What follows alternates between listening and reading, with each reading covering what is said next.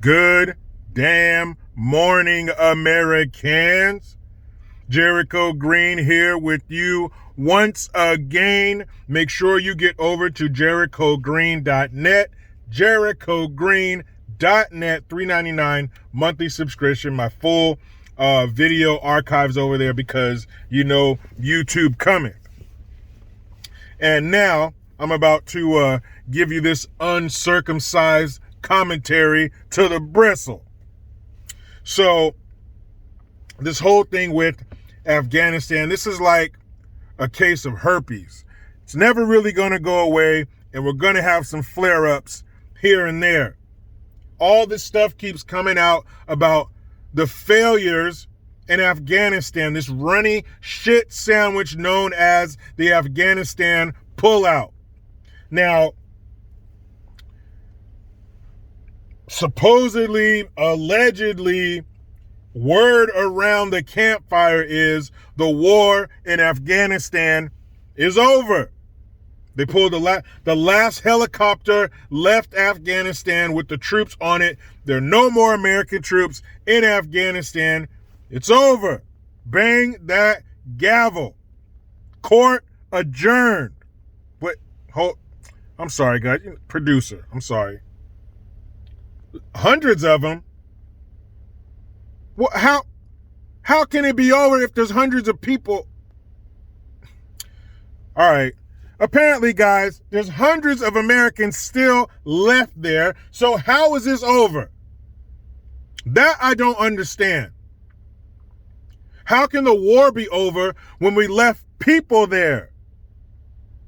You can stick a microphone in any soldier's face, Marine, airman, sailor. They don't play that leaving people behind shit.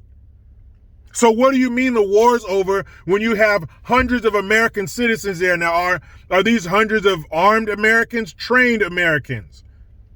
Are these some special ops dudes that just don't want to go? Oh, these are untrained civilian Americans. So why'd you leave them there? Why are you saying this is over? Aren't you going to have to send some people back in there to get them? Aren't you going to have to do some special operations to get those people out, which this whole fucking war in Afghanistan should have been in the first place?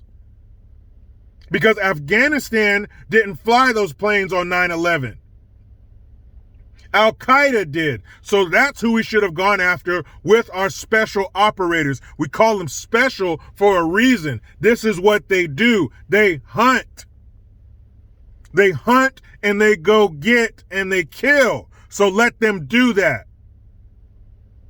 We should have never had no big military footprint over there. That was a way for all these crooked fuckers to get paid. So, first of all, let's go all the way back to the beginning of this bullshit, this failure, this debacle, this mess. Did you know that the Taliban offered control of Kabul until we got our people out? Yes.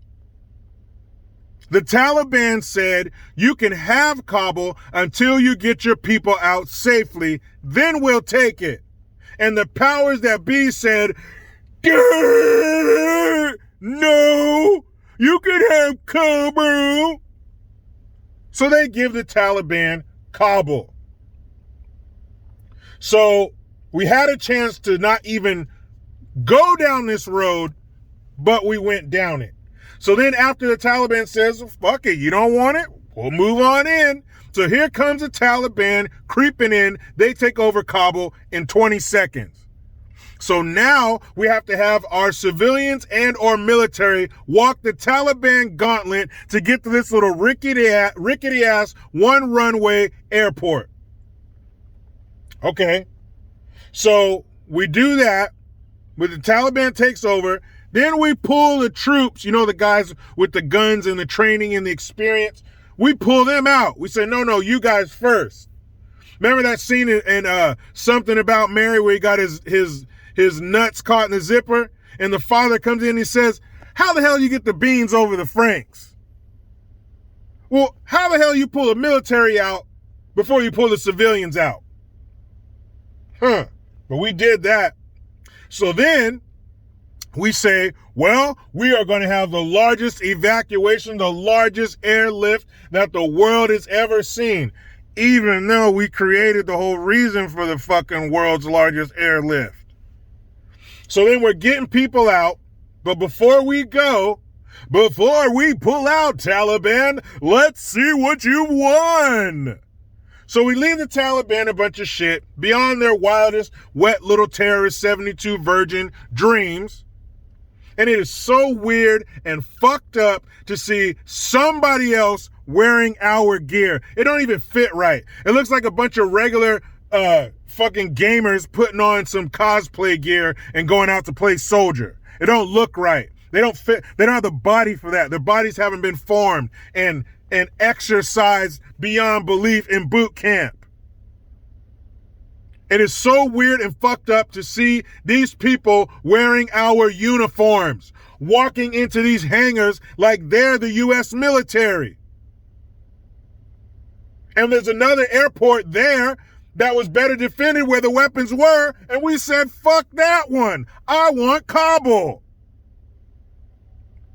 So before we left, we gave the Taliban $85 billion in whatever the fuck you want from our military stockpile.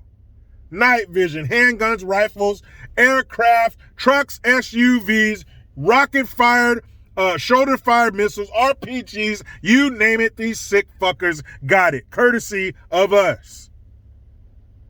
So that we had thousands of Americans, we whittled it down to hundreds, and then we say, deuces, I'm out, peace, good luck.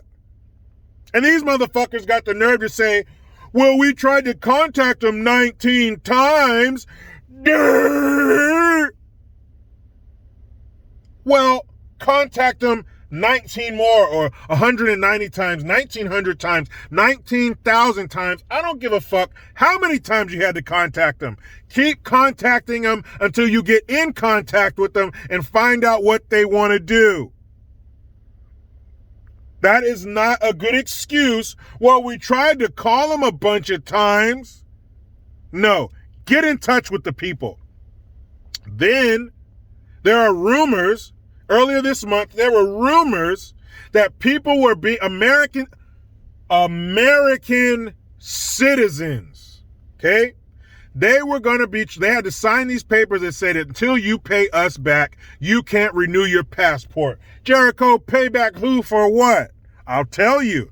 They were being charged $2,000 to get flown out of Afghanistan, where our government created the situation for them to need to be flown out of Afghanistan. They were charging these people $2,000. They had to pay the government back for flying them out of there. Yes. I'll put a link in the damn description box. Don't believe me. They were charging our own people to get them to safety.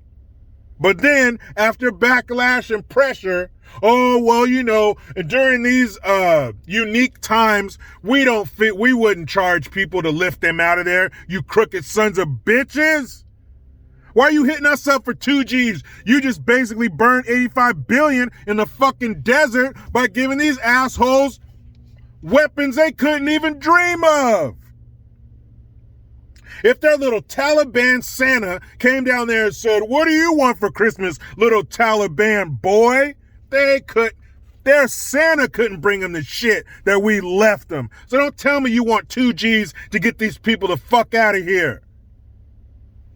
Sickening. So then, Biden is pervertus, but now remember, he told us that the intelligence agencies told him that the Afghan government / army should be fine to hold up until we get a more stable government in place. We should be able to pull out of there just fine. He said that turned out to not be true. So tell me how in the fuck we find out about this phone call to the Afghan president at the time, the one who bounced in the middle of the night. He's telling him, put out a report or put out the word that everything's going good in Afghanistan and Kabul. Tell everybody that the Taliban is doing bad. Now that sounds to me like things were going bad if you're telling them to lie and say things are going good. So that means you knew that these motherfuckers couldn't hold up. You knew that they weren't shit. Who didn't?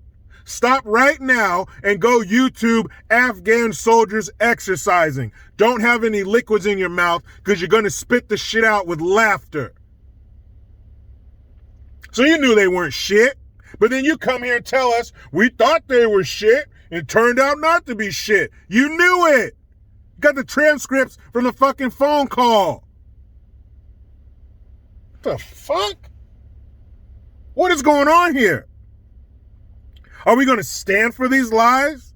Are we going to allow these people to stay in power after they blatantly lie to us? You know why you would lie to somebody straight to their face? Is because you don't fear consequences. You don't fear it. Mike Tyson, 1988, standing in your face. You're going to lie to Mike Tyson? Why? No, you're not. Why?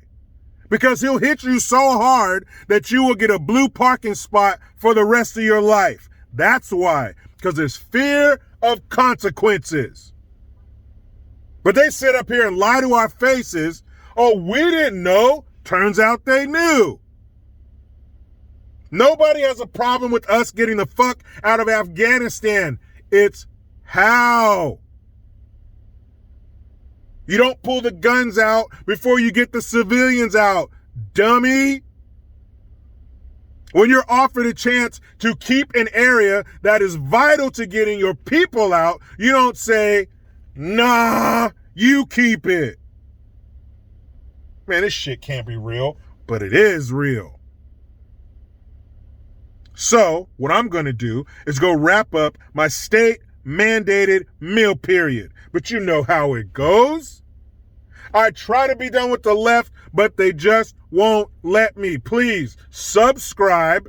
Hit that notification bell because every time it rings, a piece of shit lefty cries. Get your Jericho Green notification tone link in the description box. Utilize the PayPal link, Teespring link, jerichogreen.net, and Rumble. I am Jericho Green. Man, I'm out.